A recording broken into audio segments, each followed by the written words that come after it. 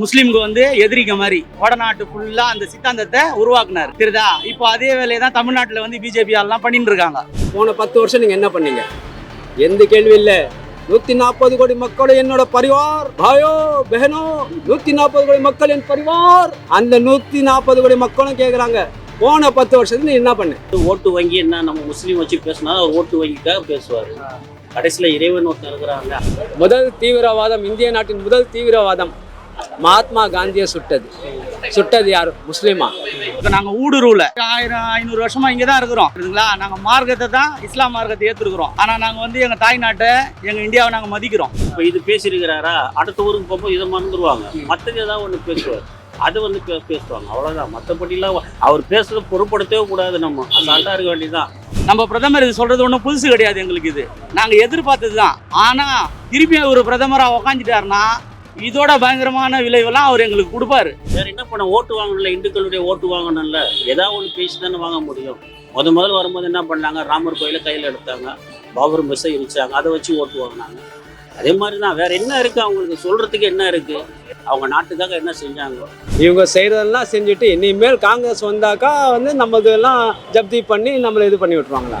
எந்த அடிப்படையில் இவர் சொல்றாரு? இவர் ஒரு நாட்டு பிரதமரா கேள்விக்குறியாக இருக்குது. இகழ்ச்சியான உள்ளம் படைத்த ஒரு பிரதமர் இந்த நாட்டுக்கு அவமான சின்னமாக உள்ளது.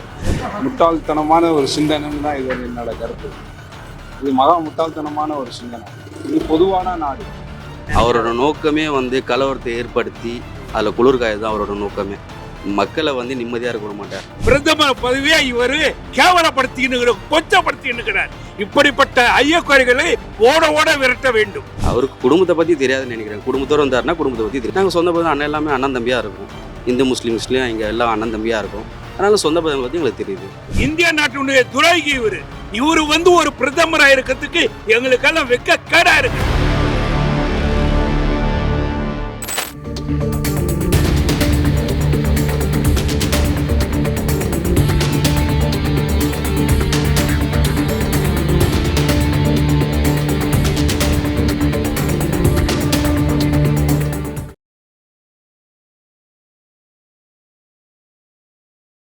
ஐத்தமிழியர்களுக்கு வணக்கம். பிரதமர் மோடி ராஜஸ்தான்ல ஒரு பிரச்சாரத்துல வந்து பேசின விவகாரம் இன்னைக்கு பெரிய அளவுல சர்ச்சை ஏற்படுத்தியிருக்கு. அதாவது காங்கிரஸ் ஆட்சிக்கு வந்துச்சு அப்படின்னு சொன்னா இன்னைக்கு இஸ்லாமியர்களிடத்துல, அதாவது குறிப்பாக ஊடுருவக்காரர்கள் அதிகமாக பிள்ளை பெற்றுக் கொள்ளக்கூடியவர்கள் அப்படின்னு சொல்லி அந்த மாதிரியான வார்த்தைகள் எல்லாம் பயன்படுத்தி பேசியிருக்கிறாரு.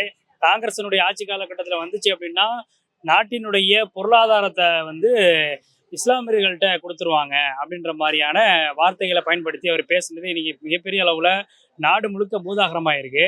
இது தொடர்பாக இங்க இருக்கக்கூடிய முஸ்லிம்கள் இதை எப்படி பாக்குறாங்க, அவங்க இது தொடர்பான என்ன கருத்துக்களை முன்வைக்கிறாங்க அப்படிங்கிறத அவங்க கிட்ட கேட்டு தெரிஞ்சுக்கலாம். வாங்க. நேற்று ராஜஸ்தான்ல பேசியிருக்கிறார் பிரதமர்.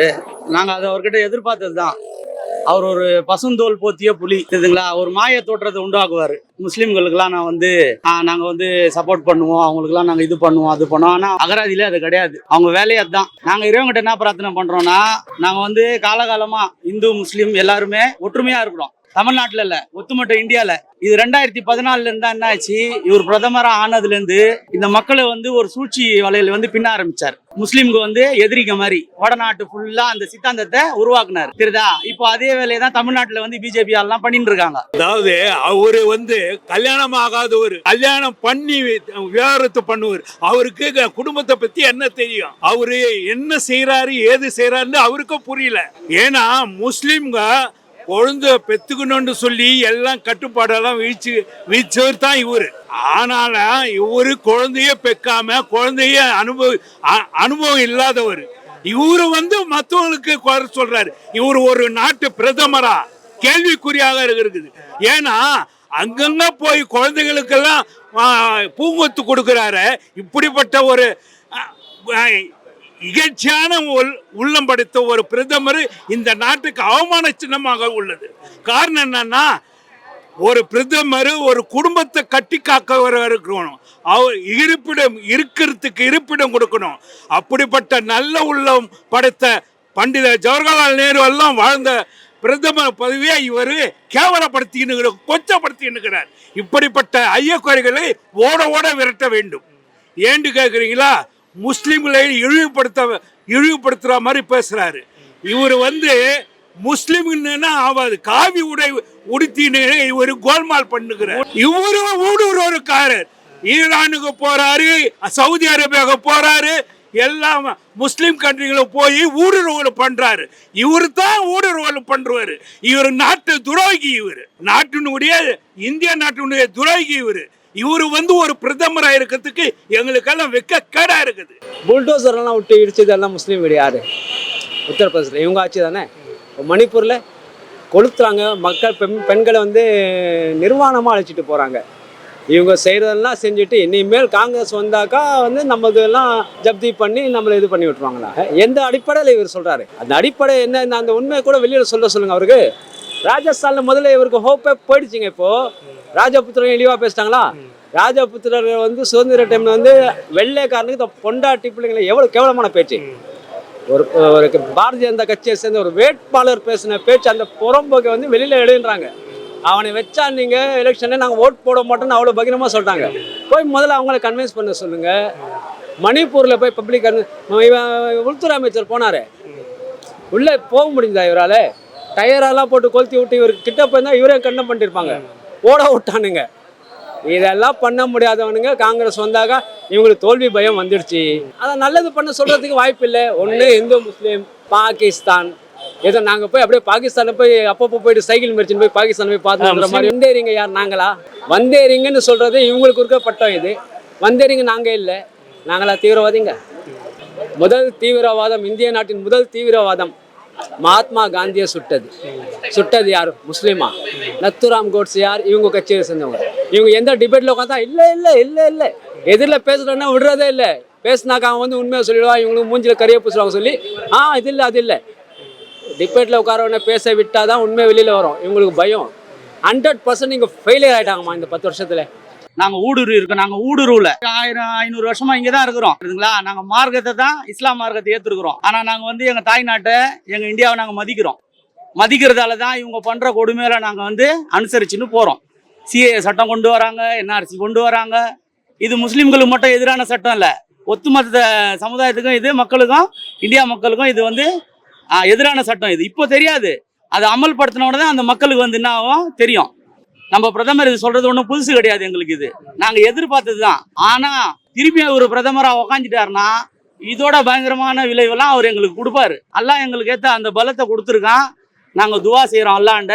திருப்பி அவர் பிரதமராக உக்காந்தாருன்னா நாடு நாசமாக போயிடும். என்னோட கருத்து இது. பிஜேபி 4 கோடி ரூபாய் மாட்டினார் பாருங்க, நயினார் நாகேந்திரன். அவர் இன்னைக்கு ஆஜராக சொல்லியிருக்கிறாங்க தாம்பரம் இதுல ஸ்டேஷன்ல வரவே இல்லை. இதெல்லாம் எவ்வளவு இருக்குது. இதெல்லாம் திசை திருப்புறதுக்கு அவர் என்ன பண்ணுவாரு? ஒரு ஊருக்கு போனா ஒரு மாதிரி பேசுவாரு. இப்போ இங்க வந்தா தமிழ்நாட்டு மக்களுக்கு நல்லா பேசுவாரு, ராஜஸ்தான்ல போனா முஸ்லீம்களுக்கு எதிராக பேசுவாரு. ஆக மொத்தம் இந்த பிஜேபியை முஸ்லீம்களுக்கு இல்ல, முழு சமுதாயத்துக்கும் இது ஆபத்தான கட்சி. இதுதான் எங்களோட ஒப்பீனியன். தெரியுதுங்களா?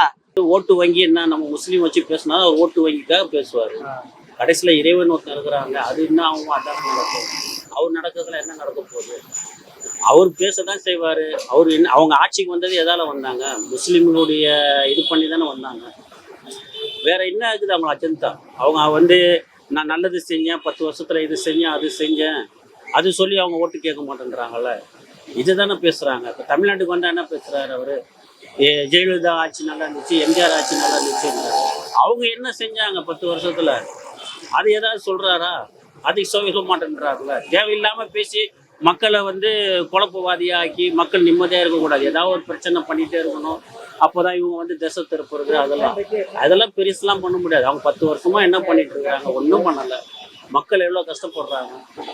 அவங்க ஆட்சி வரும்போது எவ்வளோ இருந்துச்சு கேஸு? 400 ரூபா இருந்தது, இன்றைக்கி எவ்வளோ 1100 ரூபா விற்கிது. பெட்ரோல் எவ்வளோ இருந்துச்சு? அவர் வரும்போது என்ன சொன்னார்? நான் பெட்ரோலை பாதியாக குறைப்பேன். எங்கே குறைச்சாரு? 108 ரூபா 110 ரூபா அப்படியே தானே இருக்குது. கச்சா எண்ணெய் குறைஞ்சி தானே இருக்குது. அப்போ கூட பெட்ரோலுடைய விலை குறைக்கல. பண மதிப்பு விலை இதில் எவ்வளோ பேர் செத்தாங்க, எவ்வளோ பேர் பண்ணாங்க, அதெல்லாம் என்ன இருக்குது? அவர் ஏதாவது ஊருக்கு போனால் ஒன்று பேசுவார். அதெல்லாம் நம்ம பெருசுலாம் படுத்தக்கூடாது. இப்போ இது பேசியிருக்கிறாரா, அடுத்த ஊருக்கு போகும்போது இதை மறந்துடுவாங்க. மற்றது ஏதாவது ஒன்று பேசுவார், அது பேசுவாங்க. அவ்வளோதான். மற்றபடிலாம் அவர் பேசுறதை பொருட்படுத்தவே கூடாது. நம்ம அசால்ட்டாக இருக்க வேண்டியதுதான். அவர் மதத்தை ரொம்ப யூஸ் பண்ணுறாரு. அவர் இப்போ இஸ்லாமிய நான் கொடுத்தா எல்லாருக்கும் இப்போதான், ஹிந்துவாக இருந்தாலும், கிறிஸ்டினாக இருந்தாலும், முஸ்லீமாக இருந்தாலும், எல்லா மதத்துக்கும் உரிமையோட காங்கிரஸ் உரிமையோடு நான் கொடுத்தா சரி இப்போ இஸ்லாமிய மட்டும் குறிப்பா இதுக்கு சொல்றாரு அவரு. அதுதான் எனக்கு டவுட்டா இருக்கு. ஒரு குறிப்பா சொல்லக்கூடாது, காமனா இருந்தா அது எல்லாருக்கும் பொருந்தும். இப்போ இஸ்லாமிய சொன்னா சில மத பேர் என்ன பண்ணுவாங்க, இஸ்லாமியர் தான் இப்போ சொல்றாங்க, இஸ்லாமியர் தான் அவன் பண்ணுவாரு, நம்மளுக்கு எப்படி பண்ணுவார், நம்மளுக்கு ஃபேவர் எப்படி பண்ணுவார் அவரு. அதுக்கு ராங் தாட்டா போயிருக்கும். உங்களுக்கு இஸ்லாமியருக்கு அவர் இஸ்லாமியர் தான் குறிக்கோளா போறாரு அவரு. ஏன்னா இப்போ கலவரம் சிஏஏ என்ஆர்சி என்பிஆர் போட்டு எல்லாம் அது கலவரம் ஆச்சு, எல்லாம் ப்ரொடெஸ்ட் போட்டாங்க, எல்லாம் பண்ணாங்க. அது ஒரு முடிவு பண்ணி தமிழ்நாட்டில் வந்து அது பிளாக்கு, தமிழ்நாட்டில் அது சட்டம் வரக்கூடாது அப்படின்னு இருக்கு. அப்போ நார்த் இந்தியா தான் அவர் ஃபுல்லாக பேசுறாரு. அவர் அப்துல்லா பாய் சொன்ன மாதிரி நார்த் இந்தியா ஃபுல்லாக பேசுறாரு, ஃபுல் நார்த் இந்தியா தான் வராரு. இப்போ தமிழ்நாட்டில் வந்து ஒரு பேசி போட்டால் நிறைய கலவரம் உண்டாகும். இஸ்லாமிய அது குறிப்பாக இஸ்லாமு இந்த மாதிரி இந்துக்கள் பேசினா கன்ஃபார்ம் கலவரம் உண்டாகும். அதனால அவர் சொல்றது இல்ல அது ராஜஸ்தான்ல தான் பேசியிருக்காரு. அதனால அது ஒன்றும் அது புரியல. ராஜஸ்தான் அப்படி பேசியிருக்காருன்னா எனக்கு கொஞ்சம் புரியல. அவர் எவ்வளோ அழிக்க பார்க்குறா, இஸ்லாம் வளர்ந்துன்னு தான் இருக்குமே தவிர குறையாது. அமெரிக்காவில் எடுத்துங்க, இப்போ இஸ்லாம் வளர்ந்து தானே இருக்குது. அதே மாதிரி தான் அவராலலாம் ஒன்றும் இஸ்லாத்தில் அழிக்கலாம் யாராலையும் முடியாது. அவர் என்ன நினைக்கிறா அது டபுள் மடங்காக தான் அல்லாஹ் வந்து பன்மடங்காக உயர்த்துவான். மற்றபடிலாம் ஒன்றும் அவருடைய பேச்சில் இந்த காதலை வாங்கி இந்த காதலை விட்டுற வேண்டியது, அதெல்லாம் ஒன்றும் நடக்காது. வேற என்ன பண்ண, ஓட்டு வாங்கணும்ல, இந்துக்களுடைய ஓட்டு வாங்கணும்ல, ஏதாவது ஒன்று பேசி தானே வாங்க முடியும். முதல்ல வரும்போது என்ன பண்ணாங்க, ராமர் கோயிலை கையில் எடுத்தாங்க, பாபர் மெஸ்ஸை இடிச்சாங்க, அதை வச்சு ஓட்டு வாங்கினாங்க. அதே மாதிரி தான் வேற என்ன இருக்கு அவங்களுக்கு சொல்றதுக்கு, என்ன இருக்கு? அவங்க நாட்டுக்காக என்ன செஞ்சாங்க? ஒண்ணுமே செய்யலைங்க. அவங்களுடைய டார்கெட் என்ன, முஸ்லீம் கிறிஸ்டின், அவங்கள வச்சு தான் அவங்க ஓட்டு வாங்க முடியும். மற்றபடியெல்லாம் ஒன்றும் பண்ண முடியாது. அதோட எல்லா மக்கள் இப்போ தெளிவாக தான் இருக்கிறாங்க தவிர அந்த அளவுக்குலாம் இதெல்லாம் வராது. மக்கள் தெளிவாக இருக்கிறாங்க. நியாயமான தேர்தல் நடந்தாலும் அவங்க வந்து 50 சீட்டு கூட வர முடியாது. நியாயமாக தேர்தல் நடந்த தேர்தல் அதிகாரிங்க நியாயமாக நடக்கணும். இப்போ அதெல்லாம் இருக்குதா? மிஷின் தானே சொல்கிறாங்க, பட்டனை தட்டினா ரிசல்ட் தெரிய போகுது. இதுக்கு 3 மாதம் தள்ளி வைக்கணும். அதுக்கு ஒரு பாதுகாப்பு, அது யாருடைய காசு?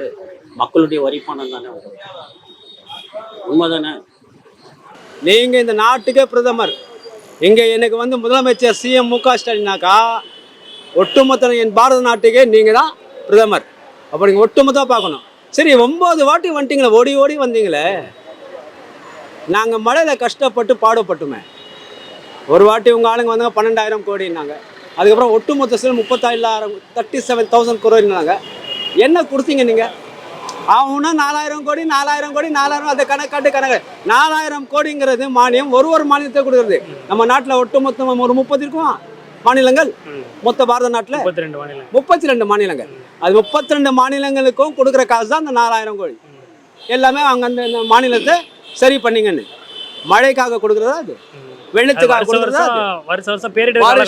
வருஷம் கொடுக்குறது வேலை பண்ணிங்க. ஆனால் இது என்ன பேரிடர் இது வந்தது? இதை ஒரு தேசிய பேரிடர்னு அறிவிக்க முடியாத ஒரு என்ன ஃபினான்ஷியல் மினிஸ்டர் அடைஞ்சிருக்கோங்க நாங்கள். இதை வேறு கேவலம் கொஞ்சம் முன்னாடி சொன்னார் ஒரு பெரியவர் ஒருத்தர், தாட்புன்னு ரொம்ப உணர்ச்சி ரொம்ப போங்கிட்டார். உண்மைதானே? இந்த மனுஷன் பார்லிமெண்ட்டில் வந்து எத்தனை நாள் வந்து இருப்பார், அட்டெண்டன்ஸ் போட்டிருப்பார். நான் ஸ்கூலுக்கு போகிறேன்னா 365 நாள் லீவு தவிர ஒரு 250 நாளாக போயிருப்பேன். இவர் இந்த 10 வருஷத்துக்கு 365 நாள், 10 வருஷத்துல எத்தனை ஆச்சு? 3650 நாள் இருந்தார். விடுமுறைகள் அதெல்லாம் போயிட்டு விரல விட்டு எண்ணிடலாம் இவர் எத்தனை வாட்டி வந்தார்னு. ஒழுங்கா பதில் சொல்றாரா இவர்? பார்லிமெண்ட் ஆப்போசிஷன் கேட்டால் பதில் சொல்றாரா? மொஹவா மொய்த்ரா எந்த கேள்விக்கு மேலே கேள்வி கேட்டால் வந்து காசை வாங்கிட்டா, லஞ்சம் வாங்கிட்டா கேள்வி கேட்குறதுக்கு. நீங்கள் நல்ல பிரதமர் தானே, நீங்கள் உட்காந்து பதில் சொல்லுங்க. இப்போ நீங்கள் மட்டும் 5 வருஷம் கேட்குறீங்க, போன 10 வருஷம் நீங்கள் என்ன பண்ணீங்க? எந்த கேள்வி இல்லை. 140 கோடி மக்களும் என்னோட பரிவார் ஹான்னு பேசுனீங்களே, பாயோ பெஹனோ, 140 கோடி மக்கள் என் பரிவார். அந்த 140 கோடி மக்களும் கேட்குறாங்க, போன 10 வருஷத்துக்கு நீ என்ன பண்ண? நாங்கள் பற்றி வந்து ப்ராப்பராக கரெக்டாக அவர் இங்கிலீஷ் தெரியல. ஆக்சுவலாக அவர் வந்து ஃபேக் இன்ஃபர்மேஷன்லாம் கொடுக்குறாரு. ஃபர்ஸ்ட் அது வந்து அவர் ஜஸ்டிஃபை பண்ணணும். 2006 மன்மோகன் சிங் என்ன சொல்றாரு, சமுதாயத்துக்கு வந்து என்னென்ன ஆக்சுவலி அப்ளிகபிளோ அதெல்லாம் வந்து கவர்மெண்ட்டுக்கு நான் வந்து ப்ராப்பராக நான் வந்து கைடன்ஸ் பண்ணி கொடுப்பேன்னு சொல்லியிருக்காரு. பட் இவர் வந்து திசை திரும்ப தான் அவர் கொடுக்குற வேற ஃபேக் இன்ஃபர்மேஷன். அவர் ஃபர்ஸ்ட் வந்து அது அவருக்கு எஜுகேட் பண்ண தெரியல. அதில் ஃபர்ஸ்ட் அவர் ப்ராப்பராக படிச்சு அது கரெக்டாக அந்த மக்கள் ரீச் ஆகுனது. அங்கே யூபியில் வந்து பார்த்தீங்கன்னா பேசுறதுலாம் பார்த்தீங்கன்னா வந்து அவங்களுக்கும் சரியாக அது தெரியல. என்ன பண்ணுறது, எல்லாம் ஒரு பேசுகிறாரு, அவங்க எல்லா பப்ளிக் வந்து எல்லாம் வந்து கை தட்டுறாங்க. அப்புறம் என்னைக்கு மறுபடியும் 5 வருஷம் பிச்சை கேட்குறீங்க நீங்கள்? முட்டாள்தனமான ஒரு சிந்தனைன்னு தான் இது என்னோட கருத்து. இது மகா முட்டாள்தனமான ஒரு சிந்தனை. இது பொதுவான நாடு, எல்லா மக்களுக்கும் பொதுவான நாடு. இதுல இவங்க இது உண்மையாலுமே இது விஷக்கருத்தை திணிக்கிறது தான் இந்த விளக்கம். விஷக்கருத்து தான், ரொம்ப கொடூரமான ஒரு விஷக்கருத்தை மக்கள் மத்தியில இவ்வளவு பெரிய பதவியில இருக்கிறவரு இந்த மாதிரி ஒரு வார்த்தையை உபயோகப்படுத்தி இருக்கிறது மிகவும் தவறுதலான ஒரு விஷயம். அபரிமிதமான வெற்றி பெறுறாங்கன்னா அறியாமையை தவிர வேற எதுவுமே கிடையாது. இங்க படித்தவர்கள், இங்க தென் மாநிலங்களை பொறுத்த வரைக்கும் படித்தவங்க கொஞ்சம் அதிகமான பேர் இருக்காங்க. அங்கிட்டு படிப்பறிவு இல்லாதவங்க, அதிகமா வறுமையில இருக்கிறவங்க, இந்த வறுமையை பயன்படுத்திக்கிட்டு அவங்களுடைய ஆதிக்கத்தை செலுத்தணும்னு நினைக்கிறாங்க. இது எவ்வளவு நாளைக்கு நடக்கும்னு சொல்ல முடியாதுல்ல. மாற்றங்கள் ஒன்று நிலையானதுன்றது மற்ற இதை கருத்தா இருந்தாலும் அது சில விஷயங்கள்ல உண்மையா இருக்கு. ஆனா மார்க்கத்துல எங்களுக்கு நிலையான ஒரு இது எப்பயுமே கிடைக்கும். நாங்க நிலையான ஒரு இங்கே உள்ள இது இல்லைனாலும் நிலையானது இருந்துகிட்டே தான் இருக்கும். அதுல இன்னைக்கு வரும், இன்னும் ஒரு 5 வருஷம் கழிச்சு வேற ஆட்சி வரும். இதுல நமக்கு அவர் சொன்ன கருத்துக்கு எங்களுக்கு எந்த ஒரு அச்சமோ அதெல்லாம் எதுவும் கிடையாது. அவர் என்ன நினைக்கிறாரோ அதை மனுஷனா பார்த்தால மனுஷனால ஒன்று தான். அவர் மனசுல பிரிவினை வச்சே பேசின்னு இருக்காரு. அது மதத்தை வச்சே இருக்காரு. இது இந்திய நாடு, ஜனநாயக நாடு. இங்கே எல்லாமே அண்ணன் தம்பியாக தான் இருக்கும். சவுத் இந்தியாவில் அண்ணன் தம்பியாக இருக்கும். நார்த் இந்தியாவில் அவர் பண்ணுற கலவரத்தினால அதுமாரி மக்கள் புரிஞ்சிக்காமல் இருக்காங்க. இங்கே நாங்கள் அண்ணன் தம்பியாக தான் இருக்கோம். அவரோட நோக்கமே கலவரத்தை ஏற்படுத்தி அதில் குளிர்காய தான் அவரோட நோக்கமே. மக்களை நிம்மதியாக இருக்க விட மாட்டார். அவர் அதுமாரி பேசி கலவரத்தை மக்களாக பார்த்து அவர் உணர்ந்திருந்தாருன்னா தெரியும். கலவரம் பண்ணியே ஒரு முன்னுக்கு வந்துட்டார். அதை பற்றி நம்ம ஒன்றும் சொல்ல முடியாது. அவர் என்ன நினைக்கிறாரோ அவர் கர்மா பின்ன விளைவுகளை அவர் அனுபவிப்பார். அவருக்கு குடும்பத்தை பற்றி தெரியாதுன்னு நினைக்கிறேன். குடும்பத்தோடு இருந்தாருன்னா குடும்பத்தை பற்றி தெரியும். நாங்கள் சொந்த பந்தம் அண்ணன் எல்லாமே அண்ணன் தம்பியாக இருக்கும். இந்து முஸ்லீம்ஸ்லேயும் இங்கே எல்லாம் அண்ணன் தம்பியாக இருக்கும். அதனால சொந்த பந்தங்களை பற்றி எங்களுக்கு தெரியுது.